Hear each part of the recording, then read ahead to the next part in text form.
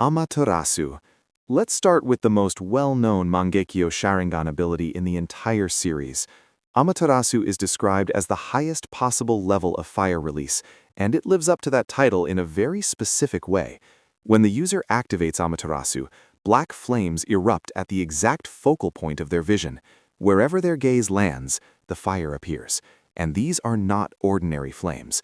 Amaterasu burns at temperatures said to rival the sun itself.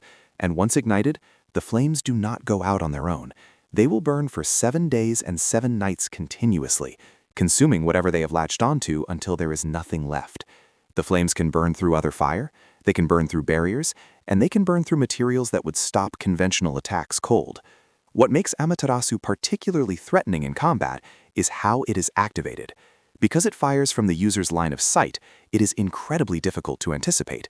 The moment an opponent makes eye contact or enters the user's field of vision, the flames can appear directly on their body, with almost no telegraphing. We have seen Amaterasu used by Itachi, Sasuke, all of whom inherited this ability through the Uchiha bloodline, which tells us that Mangekyō abilities can carry across generations within the same family. The primary weaknesses of Amaterasu are that it can be sealed away by those with the right sealing techniques, and that certain abilities like absorption jutsu or specific chakra cloaks have shown the capacity to neutralize it. But in the hands of a skilled user, Amaterasu remains one of the most dangerous long-range tools in the entire series. Kagutsuchi. Now this is where things get really interesting. Kagutsuchi is the second Mangekyō ability belonging to Sasuke Uchiha, and on the surface it might sound like a minor upgrade, but in practice, Kagutsuchi completely transforms the way Amaterasu functions in combat. What Kagutsuchi does is grant the user the ability to apply full shape transformation to the black flames of Amaterasu. And if you understand how chakra nature transformation works in Naruto, you know that shape transformation is what separates a basic fireball from a Rasen Shuriken. The ability to reshape and redirect your technique is everything. So instead of Amaterasu being a fixed ball of black flame that erupts from the eyes and travels forward, Kagutsuchi allows the user to sculpt those flames into whatever form they need in the moment. Swords made of black fire, shields and armor coating the body, spikes that launch outward in every direction, arrows that can be fired from a Susanoo with pinpoint precision. The user can even hold the flames in their bare hand without being burned, giving them a melee weapon made of the most destructive fire in existence. The implications of this are enormous. If you coat your Susanoo ribcage in Amaterasu through Kagutsuchi, anyone who tries to punch through your defense gets their attack burned away on contact. If you coat a blade in these flames, blocking that blade destroys whatever was used to block it. Offense becomes unblockable, defense becomes impenetrable, and the combination of Amaterasu as a base with Kagutsuchi as its evolution makes Sasuke one of the most versatile offensive fighters in the entire series, purely on the strength of these two abilities working in tandem. Tsukuyomi. Shifting from fire to the mind, Tsukuyomi is widely considered the most terrifying genjutsu in the Naruto universe, and it is hard to argue against that. Tsukuyomi is a Mangekyō Sharingan ability that activates the moment the user makes eye contact with their target.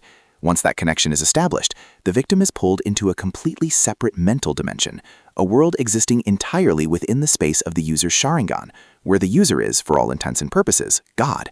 Inside the Tsukuyomi dimension, the user has absolute control over time, space, and reality itself. They can stretch seconds into what feels like days. They can create any environment they choose. They can subject the target to experiences so vivid and so real that the victim's mind and body cannot distinguish them from actual physical events. The most common application we have seen is using Tsukuyomi to subject targets to extreme psychological torture, forcing them to relive traumatic experiences thousands of times over, or trapping them in scenarios of sustained physical agony for what feels like 72 hours of real experience time, while in reality, only a fraction of a second has passed in the outside world. And here is what separates Tsukuyomi from every other genjutsu in the series. It is the only genjutsu ever confirmed to have killed someone purely through the psychological experience of being inside it. A target who lives out an entire fabricated lifetime in Tsukuyomi, experiencing old age and a natural death within the illusion, can die of shock the moment they are snapped back to reality, because their mind simply cannot reconcile what just happened. The only real defense against Tsukuyomi is possessing a Sharingan powerful enough to resist and break out of the illusion from the inside, which is an incredibly rare capability. For virtually everyone else, if Tsukuyomi lands, the fight is already over. Koto Amatsukami. If Tsukuyomi is the most terrifying genjutsu in Naruto, then Koto Amatsukami is easily the most unsettling, because while Tsukuyomi traps you in a nightmare you are aware of, Koto Amatsukami invades your mind so subtly and so completely that you never even knew it happened. Koto Amatsukami is the Mangekyō Sharingan ability belonging to Shisu Uchiha, and it stands alone among all genjutsu in the series for one specific reason. It requires no eye contact to activate. The user simply needs to see their target. That is it. No hand signs, no physical contact, no prolonged staring. A glance is enough, and once the technique takes hold, it reaches into the deepest layers of the target's consciousness and rewrites them. Thoughts, motivations, memories, personality, everything becomes subject to the user's will, and the target experiences all of this as their own genuine thoughts and feelings. There is no moment of confusion, no sense of something being wrong, no awareness whatsoever that anything has changed. From the inside, it feels completely natural. You simply find yourself believing and wanting exactly what the user of Koto Amatsukami has decided you should believe and want. The implications of this on a large scale are staggering, which is exactly why it was considered so valuable by figures like Danzo, and why Shisu intended to use it to prevent war from breaking out in Konoha entirely.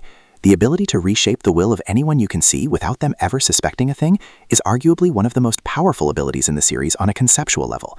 The significant limitation is the cooldown. After being used, Koto Amatsukami cannot be activated again for approximately 10 years per eye. Even with Hashirama cells grafted into the body to accelerate chakra recovery, using it multiple times in a single day is not possible. But that cooldown does very little to diminish just how absolutely broken this technique is when it lands. Kamu. And now we arrive at what many consider to be the single most versatile and oppressive Mangekyō Sharingan ability ever shown in Naruto, Kamu. At its core, Kamu grants the user access to a personal pocket dimension existing outside of normal space and time, referred to as the Kamu dimension. Only those with access to the Kamu ability can enter or exit this dimension freely, making it one of the most secure locations in the entire ninja world. Anything sent into the Kamu dimension has its chakra signature become completely undetectable from the outside, and anyone trapped inside with no space-time ninjutsu of their own has absolutely no way out. But the storage and trapping applications are only the beginning of what Kamu can do, because Kamu operates differently depending on which eye is being used. The right eye version, as seen with Obito, allows the user to selectively phase parts of their own body into the Kamu dimension, while leaving the rest present in the physical world. This creates a form of selective intangibility, where the user can allow attacks to pass harmlessly through whatever portion of their body they choose to send away. And crucially, this intangibility activates reflexively. The body learns to automatically send away the parts about to be struck, meaning the user does not even need to consciously react to every incoming attack. On top of that, the right eye Kamu allows for instant teleportation. The user can pull themselves and anyone they are holding into the Kamu dimension, and then exit anywhere else in the physical world they choose, with no restriction on destination, no marker needed, no prior setup required. The left eye version operates at long range. The user focuses on a target from a distance and activates a gravity well that pulls whatever is in that focal point directly into the Kamu dimension. We have seen this used to rip off a Raikage's arm, pull away the head of the Ten Tails, and eventually allow Kakashi to transport himself directly into the dimension mid-combat. And when a user has access to both Kamu eyes simultaneously, the ability scales even further, allowing them to piggyback on other people's space-time injutsu, essentially hijacking teleportation techniques used by others to travel to the same destination. Combined with the Susanoo and the ability to infuse Kamu into physical attacks, landing a hit from a Kamu-enhanced strike does not just damage the target, it sends them somewhere they cannot return from. Odi. Finally, the newest Mangekyō Sharingan ability to enter the conversation, and one that has immediately forced everyone to reassess what the ceiling of these powers actually looks like. Odi is the Mangekyō Sharingan ability belonging to Sarada Uchiha, and its concept is rooted in the same mythological framework as Amaterasu, where Amaterasu represents the sun, burning endlessly with heat and light. Odi represents its counterpart, the black hole, a collapsed star consuming everything around it through gravitational force alone. When Sarada activates Odi, she can generate up to 4 black spheres simultaneously.